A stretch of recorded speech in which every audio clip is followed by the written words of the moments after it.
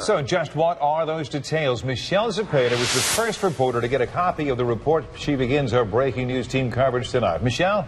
That's right. This report is not used to place blame on anyone for what happened at the scene of that fatal fire, but it's meant to point out areas where the Toledo Fire Department lacked and where changes should be considered, so this never happens again. Structure fire, 528 Magnolia Street near Eagle Lane.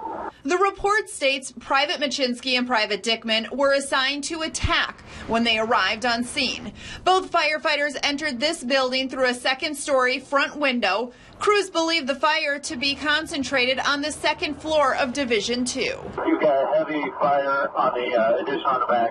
The NIOSH report gives a list of contributing factors that led to the two firefighters losing their lives. Arson, of course, at the top of that list. Ray Abu Arab, the owner of this building, is facing charges for the firefighter's death after investigators say he started this fire.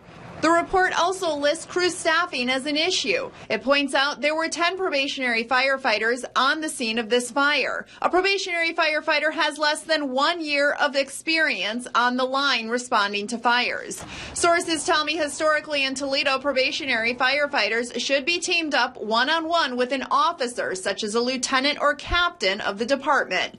According to the NIOSH report, there were only 6 officers and 10 probationary crew members on scene. Listed next was inadequate water supply. The report says in this incident, a permanent water supply was not established in a timely manner. National Fire Protection Association standards were not followed for pumping water. NIOSH states that pump operators need to be trained and certified to provide sufficient water supply. The report also says Private Machinsky and Dickman had an uncharged line with them inside, meaning the hoses had no water being pumped through them immediately. NIOSH says attack crews should always enter a hazardous environment with the charged hose line. Let's get up on that roof and get a hole there.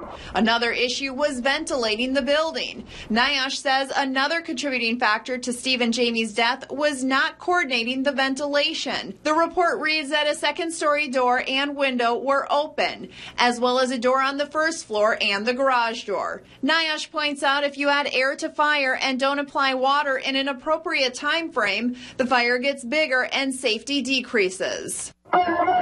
You can hear the panic in his voice, something that's meant to be avoided with a safety officer on scene. And that was also a factor. According to NIOSH, TFD did not have a full-time safety officer at the scene of the fire from the start. A firefighter was assigned to be the safety officer on scene just 4 minutes before the first Mayday call.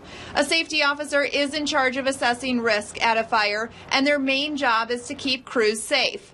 TFD once had a full-time officer, but WTOL has uncovered the full-time dedicated position was eliminated in the 2012 contract.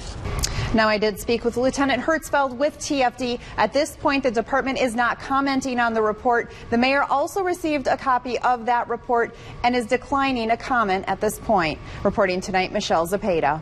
All right, thanks for that.